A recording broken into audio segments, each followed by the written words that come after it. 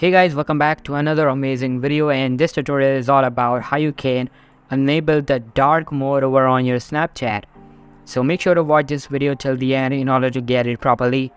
Alright, so once I go to my profile and then navigate to settings, here you can see we don't have any option to enable the dark mode.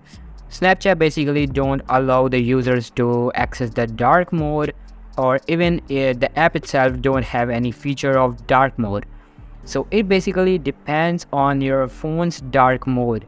So it depends on which phone you are having, whether it's iOS or maybe Android. So what you're gonna do, you're gonna go to your settings, or maybe you can access it from this drawer. So here I have my dark mode, and once I go to enable this dark mode, my phone's completely turned into dark.